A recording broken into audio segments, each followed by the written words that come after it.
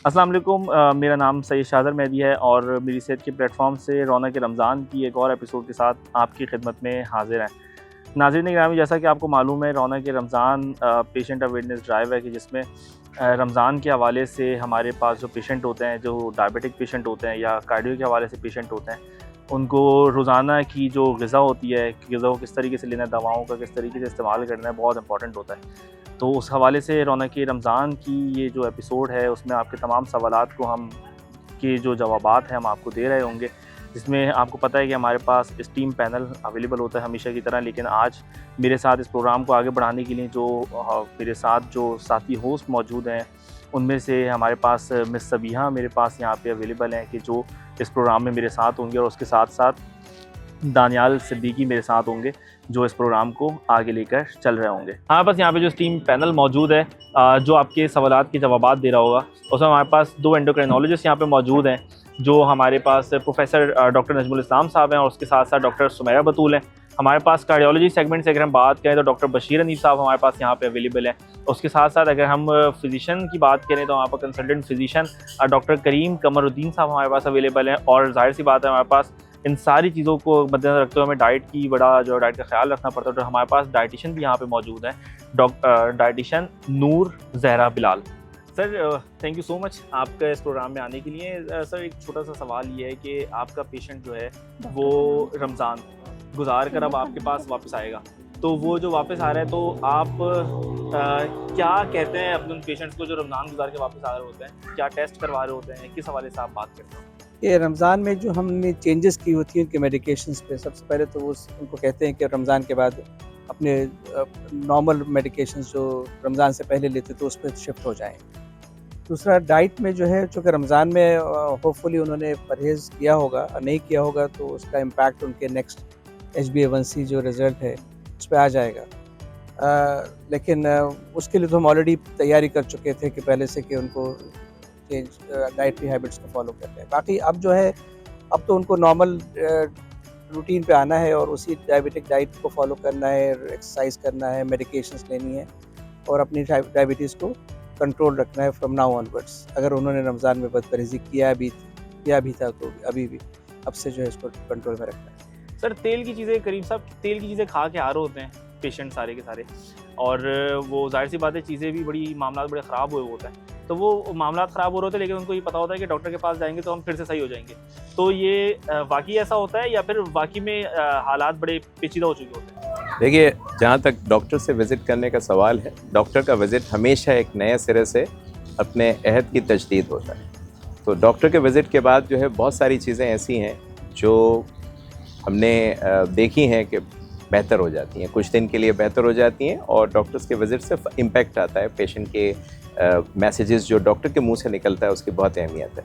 मेरे राइट पे डाइटिशियन बैठी हैं, एक्चुअल मैसेजेस तो उनकी तरफ से जाएंगे कि उन तेल की वाली चीज़ों को आप करेंगे तो HbA1c, जैसे डॉक्टर साहब ने फरमाया, कि उसके ऊपर इम्पैक्ट आएगा। लेकिन उसकी लाइफ में किस तरह से हम तेल वाली चीज़ों से दूरी कर सकते हैं, लाइफ को बेहतर रखते हुए, उसकी डाइट को बेहतर रखते हुए, इसका जवाब तो राइट वाले लोग हमारे देंगे जो डाइटिशियन है, क्लिनिकल डाइटिशियन। यकीनी तौर पे डॉक्टर के मुंह से जो अल्फाज निकलते हैं उसका इम्पैक्ट होता है, उससे फ़र्क पड़ता है और उससे बेहतरी आती है। ओके, सो मेरा क्वेश्चन डाइटिशियन से ही है कि आप किस तरह आफ्टर रमज़ान जो पेशेंट फास्टिंग के बाद आ रहे होते हैं, ऑब्वियसली कुछ पेशेंट्स हेल्दी रूटीन रखते हैं, कुछ अनहेल्दी रखते हैं, तो आप उनकी डाइट को किस तरह मैनेज कर रही होती हैं? अच्छा, ड्यूरिंग रमज़ान हमारा यूजली ये होता है कि हम उनको एक प्री रमज़ान एक डाइट का और पैटर्न का बता देते हैं कि आपकी प्री रमज़ान ही एजुकेशन हो जाए, ताकि आपको रोज़े और सहरी और इफ्तारी आपके आराम से स्मूथली गुजर जाए। स्पेशली फॉर वो लोग जो डायबिटीज़ जिनको है, कि वो किस तरह से हाइपो और हाइपरग्लाइसीमिया से बच सकते हैं, वो सारी टिप्स हम पहले ही दे चुके होते हैं। आफ्टर रमज़ान ऑब्वियसली बहुत सारे ऐसे लोग हैं जो ख़राब करके भी ला रहे होते हैं, क्योंकि हमारे यहाँ अनफॉर्चुनेटली फ्राइड आइटम्स पे ज़्यादा ज़ोर होता है। एंड हम मना नहीं करते कि आप बिल्कुल कट ऑन करेंगे, इम्पॉसिबल है, बट येस हम पोर्शन कंट्रोल की बात करते हैं कि जहाँ आप जो हैं वो 3 फ्राइड आइटम्स दे रहे हैं, वहाँ आप एक सेलेक्ट कर लें, या फ्राइंग के और अदर मेथड्स हैं वो आप अपना लें। तो आफ्टर रमज़ान ये है कि उनको बैक टू रूटीन लाना है, और हेल्दी वे में, जैसे फ्रूट्स एंड वेजिटेबल्स, फ्रूट चाट एक बहुत अच्छा ऑप्शन है, इस यहाँ से चने की चाट बहुत अच्छा ऑप्शन है, फाइबर रिच, यानी कि हम उनको बता भी नहीं रहे कि हम उनको फाइबर ज़्यादा दे रहे हैं, बट उनको हम खानों के नाम ऐसे बता रहे हैं कि वो लें और वो खुश भी हो जाए। सर हमारे पास जैसे कि बहुत से पेशेंट ऐसे होते हैं जिनको डायबिटीज़ भी होता है, साथ साथ ब्लड प्रेशर भी होता है। तो सर रमज़ान के अंदर एक हमारा बहुत रूटीन डिस्टर्ब भी हुआ होता है कि किस टाइम टेस्ट करना है या नहीं करना। तो आप क्या सजेस्ट करते हैं कि एक पेशेंट ऐसा जिसको डायबिटीज़ भी है और ब्लड प्रेशर भी है, तो क्या आइडियल टाइम है, किस टाइम उसको मेजर करना चाहिए? किस चीज़ का, ब्लड प्रेशर की बात कर रहे हैं आप? देखिए, ब्लड प्रेशर का कोई स्पेसिफिक टाइम नहीं होता। ब्लड प्रेशर जो है वो थ्रू आउट 24 आवर्स कंट्रोल होना चाहिए। तो उसके लिए आप तो मतलब के दौरान रोज़ा भी ले सकते हैं, रमज़ान इफ्तार के बाद भी ले सकते हैं।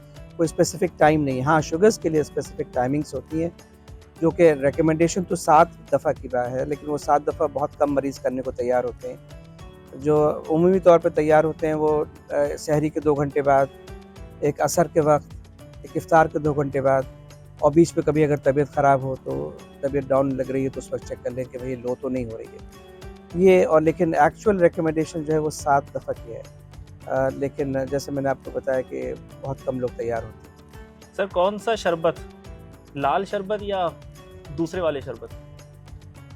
देखिए, शरबत तो आपके जो है वो लाल वाला शरबत अगर वो शुगर फ्री वाला है तो शायद उस पर इम्पैक्ट कम आए शुगर कंट्रोल पे, शुगर लाइस पे जो है। और अगर आप डाइट ड्रिंक्स वगैरह लेते हैं तो उसका इम्पैक्ट थोड़ा कम आएगा as compare to the normal drinks. तो फ़र्क तो है दोनों में, लेकिन अगर नहीं लें तो सबसे अच्छी बात है। सर आप क्या कहते हैं, कौन सा वाला शरबत लेना चाहिए? देखिए, शरबत का जो है इस्तेमाल मेरे दानिश में जो है वो मुनासिब ही नहीं। तो आपको उसका कोई ऑल्टरनेटिव देना पड़ेगा मरीज़ को। ऑल्टरनेटिव क्या है? लस्सी, नमकीन लस्सी, हल्की नमकीन लस्सी, या लीमू पानी जो फ्रेश बनाया जा सकता है, फ्रेश लाइम, उसमें ठंडा पानी डाल के हल्का सा कोई मसाला डाल दिया, कुछ डाल दिया, मुमकिन है। बेहतर अंदाज में शायद डाइटिशियन बता पाएँ कि इसको किस तरह से लिया जाए। शरबत का इस्तेमाल लाइफस्टाइल मॉडिफिकेशन में शरबत का इस्तेमाल जितना मिनिमाइज़ किया जाए उतना ही अच्छा है, यानी इसको हमें फ़रोग़ नहीं देना चाहिए। ये तो हो गई थ्योरी। प्रैक्टिकली ऐसा मुमकिन है, इसको हमें देखना पड़ेगा। और आई थिंक हमें प्रैक्टिकल और थ्योरी के दरमियान कोई ऐसी चीज़ सेट करनी पड़ेगी जो इंडिविजुअलाइज हो, जो उस पर्टिकुलर पर्सन की मुनासिबत से, उसकी तबीयत के मुताबिक हो, तो वो मशवरा देना पड़ेगा। सर अभी रिसेंटली मैं देख रही थी कि अमेरिकन डायबिटीज़ एसोसिएशन, उन्होंने अपनी वो जो एक डाइट गाइडलाइंस देते हैं, उन्होंने उसमें मेंशन किया कि क्या आप जो डायबिटीज़ के पेशेंट हैं वो ज़ीरो डाइट या ज़ीरो कैलोरी वाली डाइट ड्रिंक्स जो है वो ले सकते हैं। तो इस पे आपकी क्या रिकमेंडेशन है? देखिए, जहाँ तक रिकमेंडेशन का सवाल है तो रिकमेंडेशन तो आप अमेरिकन डायबिटिक एसोसिएशन ही की बात करें तो रिकमेंडेशन तो अक्सर उन्हीं से हम लोग देखते हैं, ठीक है। और हम पैस की तरफ देखते हैं, पाकिस्तान एंडोक्राइन सोसाइटी। जहाँ तक मेरा अपना ज़ाती इस पर वो है, व्यू है, वो ये है कि जितनी भी ज़ीरो कैलोरिक डाइट हैं वो एक्चुअली मीठा किसी ऐसे अंदाज से करती हैं जिनको हम नॉन न्यूट्रिटिव स्वीटनर्स बोलते हैं। They are not good to our colonic bacteria and they make toxins which led in long run further derangement of glucose control। तो मेरा अपना व्यू उसके ऊपर बड़ा वो है, हैवी है कि मैं उमूमी तौर पे लाइफस्टाइल मॉडिफिकेशन का मतलब है लाइफस्टाइल मॉडिफिकेशन। हाँ, अगर कभी उसने किसी जगह पे बदएहतियाती की, कोई आपने चीट डे, चीट आवर या चीट टाइम आपने रखा है, ठीक है, फिर ज़ीरो कैलोरिक चीज़ें ले ले। लेकिन अगर डाइट को जिस तरह मॉडिफाई करना है लाइफ को, अगर उसको सामने रखें तो वो ज़्यादा मुनासिब है। अगर हमारे ही मुंह से रिकमेंडेशंस निकलेंगी regarding intake of such thing, तो आई डोंट थिंक सो कि लाइफस्टाइल चेंज का जो मकसद है वो पूरा होगा। मैडम, इन्हीं सवालों के साथ साथ रिकमेंडेशन की बात आई तो डॉक्टर हजरात से बचकर या उनके बाद आप लोगों के पास ही लोग आ रहे होते हैं और वो रिकमेंडेशंस जो है वो मांग रहे होते हैं कि हमें क्या खाना चाहिए, क्या नहीं खाना चाहिए।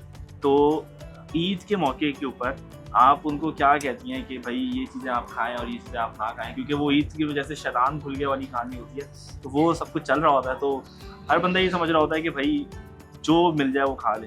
तो आप क्या करती हैं, उनको कंट्रोल करने के लिए बोलती हैं, आप बोलती हैं कि नहीं 3 दिन तो आप सब कुछ खा सकते हैं? नहीं, ऐसा तो नहीं है कि सब कुछ खा सकते हैं। अच्छा, यहाँ एक पॉइंट ऐड करूँगी, अगर हम लाइफस्टाइल मॉडिफिकेशन की बात करते हैं तो ये बहुत ज़रूरी है कि हमें फैमिली की भी काउंसलिंग करना बहुत ज़रूरी है कि हम इंडिविजुअल को खाली नहीं सही कर सकते अनटिल अनलेस वो फैमिली समझे इस बात को कि अगर कोल्ड ड्रिंक नुकसानदेह है तो वो मेज़ पे ही सामने ना रखे और जो कि वो उसको टेम्प्ट करे फिर बाकी लोगों को। तो हमारा कोशिश ये होती है कि हम सिर्फ एक इंडिविजुअल, एक पेशेंट को काउंसिल ना करें, उनके साथ कोई ना कोई जो मेन फैमिली मेम्बर होता है उसको ज़रूर समझाएं कि अगर आप चाहते हैं कि ये इनकी डायबिटीज़ या ये सही रहे तो आप भी ये ना लें। और जहाँ तक ईद की बात है, ईद या इस तरह के मौके ऐसे होते हैं कि एंजॉयमेंट के होते हैं, तो अगर वो हमारे मुंह से ना सुनेंगे ना तो वो हमसे भागेंगे। तो हमें उनको पहले थोड़ा खुश करना होता है कि यस आप ले सकते हैं, आप खीर भी ले लें, आप सेवइयाँ भी ले लें, बट आप पोर्शन में लें। आप ये देखें आपके मेज़ पे इतनी सारी लवाजमात रखे हुए हैं, सैलेड पहले ले लें, थोड़े से सैलेड से प्लेट भर लें, एंड देन थोड़ी सी रोटी, एक गो में जाके आप प्लेट भर लें, 4 चक्कर ना लगाएं, थोड़ी सी रोटी, थोड़े से चावल, थोड़े से सैलेड, एंड देन एंड में मीठा एज अ मीठा लें, नॉट एज अ खाना। तो ये पोर्शन कंट्रोल समझाना थोड़ा सा डिफ़िकल्ट है, बट इट्स रिलेटिवली ईजी अगर हम उनको समझा दें कि कितना लेना आपके लिए सही है। अच्छा सर, हमारे पास रमज़ान में 2 तरह के पेशेंट्स होते हैं, एक वो जो अपनी डाइट को बहुत कंट्रोल रख रहे होते हैं, और दूसरे सर वो होते हैं जो कि बहुत ही तेल में तला हुआ फूड और इस तरह की चीज़ें रमज़ान में खा रहे होते हैं। तो सर आपकी क्या ऑब्जर्वेशन है रमज़ान के बाद जब पेशेंट आपके पास आता है तो उसकी हालत आप नॉर्मली क्या ऑब्जर्व करते हैं, किस तरह के पेशेंट ज़्यादा आता है? देखिए, कंट्रोल डाइट वाले तो बहुत कम होते हैं, ज़्यादातर वो फीस्टिंग वाले होते हैं, और उसकी वजह से जहाँ तक दिल के हवाले से ताल्लुक़ है, ऑब्वियसली हम सबसे बड़ा जो पहला सवाल होता है हर मरीज़ का आने से पहले कि जी क्या हम रोज़े रख सकते हैं या नहीं रख सकते, तो वो most of the time again I would say कि हार्ट के मरीज़ों के लिए कोई इतना बड़ा इशू नहीं होता, बहुत रेयर ऐसा होता है कि जी आप रोज़ा नहीं रख सकते। और दवाइयों में भी ज़्यादातर एडजस्टमेंट की ज़रूरत नहीं होती है, वो हम यही कहते हैं कि जी सहरी पे ले लें, जो सुबह शाम लेते थे वो सहरी और अफ्तार पे ले लें, वो इतना बड़ा इशू नहीं होता। तो मोस्ट ऑफ़ द टाइम कोई मेजर रजीम चेंज नहीं होता उनका। जो हमारे पर्सपेक्टिव से चीज़ें जो समझें कि चेंज हो सकती हैं, ऑब्वियसली अगर किसी ने बिल्कुल ही अनकंट्रोल्ड सारे वो खाते रहें, फीस्टिंग करते रहें पूरे रमज़ान में, तो वो कोलेस्ट्रॉल लेवल पे डेफिनेटली इफ़ेक्ट पड़ सकता है। और ऑब्वियसली इन चीज़ों में नमक का भी काफ़ी इस्तेमाल होता है, जितनी भी चीज़ें हैं, पकौड़े या जो भी चीज़ें खाते हैं वो समोसे वगैरह और बाकी चीज़ें भी, तो उसकी वजह से जो है ब्लड प्रेशर पे, या स्पेशली जो हार्ट फेलियर के मरीज़ होते हैं जिनको हार्ट मसल्स वीक होते हैं, या सम टाइम हार्ट फेलियर का तो नॉर्मल फंक्शन भी होता है, तो उसमें उनको इश्यूज़ आते हैं डेफिनेटली कि अक्सर हार्ट फेलियर का प्रॉब्लम होता है, ब्लड प्रेशर अनकंट्रोल हो जाता है, कोलेस्ट्रॉल अनकंट्रोल हो जाता है। तो जब अगर लेट्स सी कि ईद के बाद हमारे पास आते हैं तो obviously you check the basic things, blood pressure वगैरह चेक करना है, अगर लैब्स नहीं हुई हैं तो वो हम करवा लेते हैं, और अकॉर्डिंगली फिर हम उसके दवाइयाँ जो है वो एडजस्ट कर देते हैं। बाकी एज सच मेडिसिन उनको वही रेगुलर बेसिस पे जो ले रहे होते हैं वही लेनी चाहिए, और अगर हमें लगता है कि उनका ब्लड प्रेशर कंट्रोल हो गया या सिम्टम्स उनके बढ़ गए हैं तो अकॉर्डिंगली फिर वो दवाइयाँ उनको एडजस्ट करके जो है वो बता दी जाती है। अच्छा मैडम, एक बहुत ही एसेंशियल पार्ट हमारी इफ्तार का फ्रूट चाट हर घर में खाई जाती है, लेकिन हर घर में अलग स्टाइल से बनती है।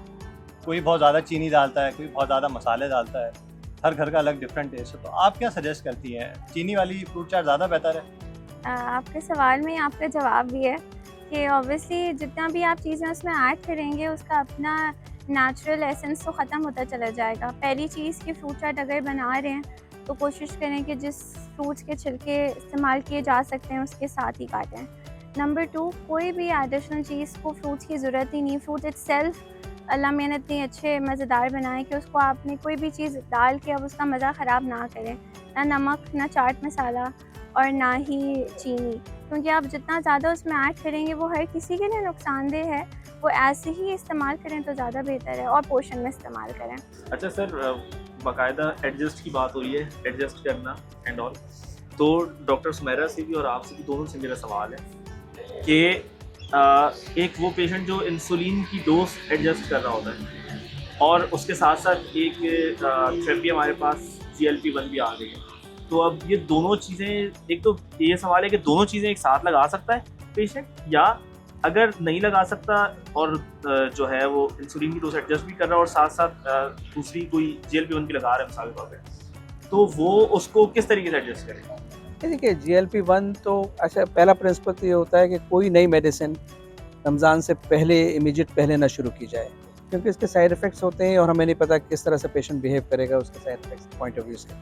तो ये तो चंद हफ्ते पहले स्टार्ट होनी चाहिए कोई भी नई मेडिकेशन। अगर वो फर्स्ट करिए GLP-1 एनालॉग पर है तो वो GLP-1 एनालॉग वैसे ही चलेगी रमज़ान में, उसमें कोई चेंज नहीं होगा।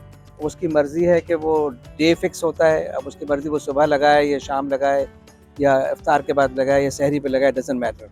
वंस अ वीक है तो लिहाजा it does not have an effect on that, तो वो तो उसी तरह से रहेगा। बाकी इंसुलिन की डोजेज हम ऑलरेडी रमज़ान के लिए उनकी एडजस्टमेंट करके बता देते हैं कि भाई इस तरह से आपने अपनी इंसुलिन को एडजस्ट करना है रमज़ान को। फिर वो टेस्ट करता है शुगर का, शुगर के टेस्ट करने के बाद उसकी जो है उसको भी एडजस्टमेंट समझा दिया जाता है कि थोड़ी बहुत आप 2-4 यूनिट्स अप एंड डाउन कर सकते हैं depending upon the blood sugars जो आप चेक करेंगे उसके हिसाब से। तो ये दोनों चीज़ें साथ चलती हैं during the month of Ramzan.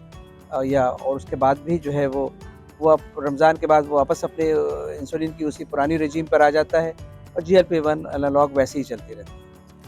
Sir GLP-1 analogue की बात हो रही है, तो क्योंकि उनसे वेट लॉस, एक एग्रेसिव वेट लॉस होता है, तो क्या रमज़ान में ज़्यादा वेट लॉस देखने को मिलता है, या जो एक रूटीन पर पेशेंट का ट्रेंड पे चल रहा होता है वेट लॉस उसी पे ही कंटिन्यू रहता है? नहीं, रमज़ान में कोई एक्सेसिव वेट लॉस नहीं देखा जाता अनलेस के कोई शख्स बहुत कम खा रहा हो।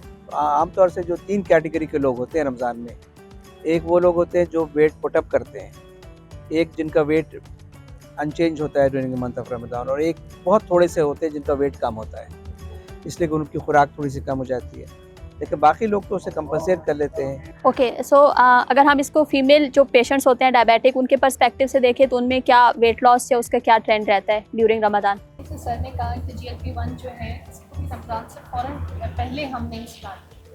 आइडियली जितने भी डायबिटिक पेशेंट्स हैं उनको अपने एंडोक्राइनोलॉजिस्ट, अपने फिजिशियन को कम से कम रमज़ान से 6 से 8 हफ्ते पहले दिखाना चाहिए, ताकि उनकी दवाइयों के अंदर जो भी एडजस्टमेंट करनी है वो उसके हिसाब से की जा सके। जिन लोगों को डायबिटीज़ का कंट्रोल बहुत ख़राब होता है उन लोगों को फिर हम एडवाइस करते हैं कि पहले अपना शुगर कंट्रोल करें, देन उसके बाद रमज़ान में अपने रोज़े रखें।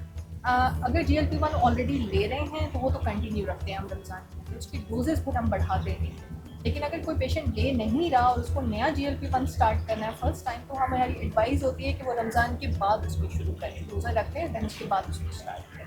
बशीर साहब, हमारे पास कार्डियो की अगर हम बात करते हैं, या वो पेशेंट जो जिनका एंजाइना खुदा न खास्ता हुआ है, या हार्ट के हवाले से, दिल के हवाले से बीमारी या कुछ उन्हें हुई हुई हैं और वो दवाइयाँ ले रहे होते हैं, तो हमने बहुत दफ़ा ये सुना है कि जो दिल का मरीज़ होता है वो इतना ज़्यादा मोटा नहीं होता, तो वाकई ऐसा है या फिर नहीं, दोनों चीज़ें साथ साथ चल रही होती हैं? नहीं, ऐसा कुछ नहीं है जी। दिल के मरीज़ भी बहुत मोटे होते हैं। एक्चुअली जो मोटे होते हैं उन्हीं को फिर आगे जाके बाकी इश्यूज़ आ जाते हैं। मेटाबॉलिक डायबिटीज़ हो गई, कोलेस्ट्रॉल बढ़ गया, ब्लड प्रेशर बढ़ गया, और इवेंचुअली हार्ट पे भी इफ़ेक्ट पड़ता है। तो डेफिनेटली उनका वेट बढ़ा हुआ होता है और हार्ट के मरीज़ भी साथ में होते हैं, और डिपेंडिंग ऑन किस लेवल तक वो हार्ट डिजीज़ उनको हुई है उसकी वजह से एंजाइना के सिम्टम्स भी होंगे, बाकी चीज़ें भी होंगी, तो उनको ज़्यादा अग्रेसिवली कंट्रोल करने की ज़रूरत है। ज़्यादा जो ओबीज़ होते हैं उनको तो हम कहते हैं कि जी आप कुछ भी करें, ऑब्वियसली वेट लॉस के लिए अब तो हमारे पास मेडिकल ऑप्शंस भी आ गए हैं, वरना सर्जरी की हद तक भी अगर जाना पड़े तो वो तक हम रिकमेंड करते हैं कि जी आप वो करा लें। ऑब्वियसली जितना रिस्क फैक्टर कंट्रोल होंगे उतना ही हार्ट डिजीज़ बेहतर कंट्रोल होगी। अगर किसी का ब्लड प्रेशर नॉर्मल है, शुगर अगर है, किसी को डायबिटीज़ है तो वो कंट्रोल्ड है, कोलेस्ट्रॉल अगर उनका आइडियल है, तो risk of progression of the disease जो है वो ऑब्वियसली सिग्निफिकेंटली कम हो जाएगी। तो I think it's very important कि फोकस हमारा सिर्फ हार्ट डिजीज़ को कंट्रोल नहीं करना बल्कि बाकी रिस्क फैक्टर को भी कंट्रोल करने की ज़रूरत है। बाकी सर, जाहिर सी बात है, जब पेशेंट आपके पास आता है आप उसे डाइट का और लाइफस्टाइल मॉडिफिकेशन का बताते ही हैं, तो आपकी क्या उसमें जो है वो एक्सपर्ट ओपिनियन होती है कि रेदर के आप डाइटिशियन की तरफ फॉरवर्ड कर देते हैं उनको, या फिर हमारे पास एक थेरेपी GLP-1 के नाम से भी आ गई है जिसमें बड़ा वेट रिडक्शन और वो सारी चीज़ें सुनने में आए हैं, तो आपने कभी उसको यूज़ किया है या फिर उसकी तरफ आप जा रहे हैं, क्या कहते हैं? नहीं, देखिए उसमें ऑब्वियसली किसी एक चीज़ पे आप फोकस नहीं करते, मल्टीपल चीज़ें एट ए टाइम कह रहे हैं। Lifestyle modification is very important. Exercise हो गया, डाइट के बारे में उनको बताया जाता है। अगर बहुत ज़्यादा ओबीस हैं उसको हम न्यूट्रिशनिस्ट या इसके पास भी रेफ़र करते हैं, डाइटिशियन के पास भी, और वो उनको इनिशियली गाइड करते हैं क्या करना है क्या नहीं करना। बट साथ साथ एक्सरसाइज और फिर मेडिकेशन डेफिनेटली अब GLP-1 है और ये SGLT2 इनहिबिटर्स दोनों हम क्वाइट फ्रीक्वेंटली यूज़ करते हैं, और इसके लिए तो हम रिकमेंड करते हैं कि अगर कोई ओवरवेट है तो डेफिनेटली वो यूज़ करे ताकि अपना वेट लॉस हो तो उसके बाकी रिस्क फैक्टर कंट्रोल होंगे। तो SGLT2 इनहिबिटर तो रूटीनली अब तो यहाँ तक इंडिकेशंस हैं कि डायबिटीज़ नहीं है, किसी को सिग्निफिकेंट डिजीज़ है तो तब भी आप उनको SGLT2 इनहिबिटर्स जो हैं वो दे सकते हैं। स्पेशली हार्ट फेलियर तो इससे क्लास 1 इंडिकेशन उनको SGLT2 इनहिबिटर देने की, तो उनको तो हम डेफिनेटली शुरू करते हैं, और वो जो एडिशनल बेनिफिट वेट लॉस का होता है वो definitely they benefit from that also. So diet के हवाले से अगर हम कुछ पेशेंट्स होते हैं जो बहुत स्ट्रिक्ट डाइट कंट्रोल उसको एज अपॉर्चुनिटी यूज़ करते हैं कि उन्होंने वेट लॉस करना है, और जैसे ही रमज़ान ख़त्म होता है तो वीकनेस की आके कंप्लेन करते हैं, तो उनको आप किस तरह क्या मशवरा देना चाहेंगे? अच्छा, ऐसा बहुत कम होता है कि कोई वीकनेस की आके शिकायत कर रहा हो, और वो वीकनेस कोई ख़ास ऐसा वीकनेस होती नहीं है, उसको हमें थोड़ा डील करना पड़ता है। एक तो स्ट्रिक्ट डाइट कंट्रोल नहीं होता किसी भी तरीके से। अगर हम लाइफस्टाइल मॉडिफाई करने की बात करें तो हम कभी भी स्ट्रिक्ट डाइट कंट्रोल पे नहीं लेके जा सकते। तो हमारा कोशिश ये होती है कि हम उनको हर चीज़ अलाउ करें विद इन देयर रिक्वायरमेंट्स, और वो समझाना हमें ज़रूरी है अगेन। तो अगर कोई बहुत स्ट्रिक्ट डाइट कंट्रोल करके आ रहा है तो सबसे पहले तो हमारा सवाल होता है कि आपने ये क्यों किया। तो यूजुअली ये इंटरनेट, ये गूगल, यहाँ से इनको इन्फॉर्मेशन मिल रही होती है कि ये भी नहीं खाना, ये भी नहीं खाना, ये भी नहीं खाना। तो यहाँ पे ना खाने पे ज़्यादा, अगर कोई डाइट कंट्रोल कर रहा है तो वो सब पहली चीज़ें होती हैं वो बंद कर दी जाती हैं। ऐसा नहीं है, हमारा सबसे पहला उनको ये होता है कि आपने ये सब खाना है। अल्लाह मियाँ ने जितनी भी चीज़ें बनाई हैं वो खाने के लिए बनाई हैं, बट नेचुरल वे में खाना है। सब्जियों को, फ्रूट को इस्तेमाल करना है, तेल का भी इस्तेमाल करना है, नमक मिर्च का भी इस्तेमाल करना है। सबसे पहले तो शामत नमक मिर्च की आ जाती है, जो कि ऐसा नहीं होना चाहिए। जब आप टेस्टी खाना प्रेजेंटेबल बनाएंगे तो ही इंसान लाइफस्टाइल मॉडिफिकेशन की तरफ जा सकता है। उबला फीका खाना खा के कोई भी अपना लाइफस्टाइल चेंज नहीं करना पसंद करेगा। तो इससे मैं ये बात कर रही थी कि नॉर्मल लाइफस्टाइल के साथ सब चीज़ें खानी हैं, और ये हेल्दी बैलेंस डाइट की डेफिनेशन हम ही समझा सकते हैं कि कितनी मकदार में खाना है। सब खा के अपनी डाइट को कंट्रोल करें। रमज़ान के अंदर वैसे भी पेशेंट्स का फ्लो बहुत कम हो जाता है, लेकिन अमूमन ये देखा गया है कि जैसे किसी पेशेंट को ब्लड प्रेशर अगर डायग्नोज हुआ है, उसको एक दवाई लिख दी गई, तो बस फिर वो जब तक उसको कुछ होता नहीं है ना, जब तक वो डॉक्टर के पास दोबारा नहीं आता, तो आप रिकमेंड करते हैं कि इतने टाइम बाद एक विजिट गलती से ही कर लें डॉक्टर का, कि यार सर एक बार चेक कर लें, कुछ मसला तो बड़ा नहीं है। मेरा ख्याल है कि बड़ा प्रैक्टिकल क्वेश्चन है। डिपेंड करता है कि आपके बारे में कितना ट्रस्ट है मरीज़ को। आपका जो है वो ट्रस्ट एक्चुअली आप बिल्टअप करते हैं with the passage of time. So अगर आप पे ट्रस्ट है मरीज़ को तो वो डेफिनेटली आपकी बात सुनेगा। आपने अगर उसको कहा है कि 1 महीने के बाद विजिट करना है, वो 1 महीना नहीं तो 6 हफ्ते के बाद विजिट कर लेगा। So it all depends upon how you practise. If you give time to your audience, they are going to give encouragement of coming back. Actually you are actually dealing two-way traffic. अगर आपका behaviour मरीज़ के साथ सिर्फ 2 minute का interaction है तो वो भी चाहेगा कि ऐसे 2 मिनट के इंटरेक्शन वो शॉपिंग की तरह, जिस तरह शॉपिंग मॉल में विंडो शॉपिंग होती है, इस तरह कंसल्टेंट शॉपिंग भी होती है। So all it depends upon how you practice throughout your life that gives the patient boost to come back. और ना सिर्फ वो आता है बल्कि उसकी पूरी फैमिली आती है, जितना टाइम उसको आप बताते हैं। और मेरी तरफ से हमेशा ये कोशिश होती है कि आप फैमिली को काउंसिल करें, यानी एक फैमिली को बनाएं। ये नहीं कि आप एक पेशेंट, आप भले से 4 मरीज़ देखें लेकिन वो 4 फैमिलीज़ है, कोई ना कोई कभी ना कभी बीमार होगा, वो आपको रेफ़र होगा, उनके रिश्तेदार बीमार होंगे, इन लॉज बीमार होंगे, वो आपको रेफ़र होंगे। So it all depend upon how you practice and you generate your own patients. I really can not agree more on this. मैं हर उस पर टॉक पे भी फोकस करता हूँ। हम अक्सर ब्लेम करते हैं खासकर हाइपरटेंशन के लिए कि जी पेशेंट नॉन कंप्लायंस है, कि जी वो दवाई नहीं लेते, फॉलो नहीं करते, वो सारा। मेरे ख्याल में एंड आई स्ट्रांगली बिलीव कि फिजिशियन नॉन कंप्लायंस है, पेशेंट नॉन कंप्लायंस नहीं है। अगर आप पेशेंट को फर्स्ट टाइम या इवन सेकंड टाइम आप टाइम देते हैं, डिस्कस करते हैं, उसको बताते हैं, लेट्स सी कि ब्लड प्रेशर का पहली दफ़ा डायग्नोज हुआ है, अगर मेरे पास आया, मैंने ब्लड प्रेशर चेक किया, हाँ जी आपका ब्लड प्रेशर बढ़ा हुआ है, ये दवाई आपने लेनी है, तो बगैर उसको एक्सप्लेन किए हुए कि ये क्या है, इसके कॉन्सिक्वेंसेस क्या हो सकते हैं अगर आप नहीं लेंगे, रूटीन फॉलोअप कितना इंपॉर्टेंट है, डाइटरी मॉडिफिकेशन कितनी इंपॉर्टेंट है, ये चीज़ें अगर नहीं बताएंगे, जो कि हम सब अनफॉर्चुनेटली इतने बिजी हो गए हैं प्रैक्टिसेस में कि there are very few physician left जो कि अपने मरीज़ को प्रॉपर टाइम देते हैं और एक्सप्लेन करते हैं। जब तक आप ये नहीं करेंगे तो पेशेंट कंप्लायंस और मेडिकेशन कंप्लायंस नहीं होती है। इन्होंने बिल्कुल ठीक कहा कि अगर फर्स्ट पेशेंट आपका सेटिस्फाई होकर जाता है, उसको आपने प्रॉपर काउंसलिंग किया, एक्सप्लेन किया, तो पूरी फैमिली आएगी, ना सिर्फ वो पेशेंट आएगा बल्कि पूरी फैमिली आपके पास आएगी। This is a known fact. So it is very important कि हम अपना घर पहले दुरुस्त करें बिफोर ब्लेमिंग के जी पेशेंट नहीं आता हमारे पास। इसी को मैं कंटिन्यू करूँगा सवाल को। बहुत से पेशेंट ऐसे होंगे जो कि शायद 2-3 साल से दवाई खा रहे हैं और शायद डॉक्टर ने फॉलोअप का नहीं भी कहा तो वो नहीं जा रहे, उनको लगता है मेरा ब्लड प्रेशर कंट्रोल है। तो आप क्या सजेस्ट करेंगे, अगर ब्लड प्रेशर कंट्रोल है तो बस वैसे ही कंटिन्यू रखें या एक विजिट कर लेना चाहिए? देखिए, पहली बात तो ये कि कंट्रोल कैसे कंट्रोल है, कैसे पता है उनको, क्या वाकई वो रूटीनली चेक करते हैं? Most of the time patients कहते हैं जी डॉक्टर साहब मैं पूछता हूँ कैसे पता आपको कंट्रोल है, कि जी मुझे कोई तकलीफ़ ही नहीं है। अब यह है कि ब्लड प्रेशर एक ऐसा मर्ज़ है कि इसको हम साइलेंट किलर कहते हैं, इसमें तकलीफ़ कोई नहीं होगी। हम में से अगर सबका ब्लड प्रेशर इस वक्त भी चेक करें तो शायद कुछ का ही निकलेगा। तो उसमें ये है कि आप इस बेसिस पे नहीं कह सकते कंट्रोल है। हाँ, अगर वो रेगुलर बेसिस पे चेक कर रहा है और उसको बताया गया है कि कंट्रोल का मतलब क्या है कि जो 120/80 होना चाहिए, 130 या 140 या 150 चल रहा है तो वो कंट्रोल नहीं है, जो अक्सर लोग समझते हैं कि कंट्रोल है। तो वो अगर प्रॉपरली चेक कर रहा है, कंट्रोल है, फिर भी साल में एक दफ़ा होना चाहिए फॉलोअप जो है, that is very important. Thank you so much esteem panel. हमारे पास डाइटिशियन भी मौजूद थी, हमारे पास मिक्स एंड मैच हमारे पास पैनल मौजूद था, जिसमें हमारे पास एंडो से भी थे और हमारे पास कार्डियोलॉजी साइड से भी हमारे पास जो है वो वेल रिनाउंड लोग मौजूद थे, जिन्होंने आप तमाम लोगों के सवालात का जो है वो जवाब दिया। इसी के साथ साथ हम अपने प्रोग्राम का इख्तिताम करेंगे। Thank you.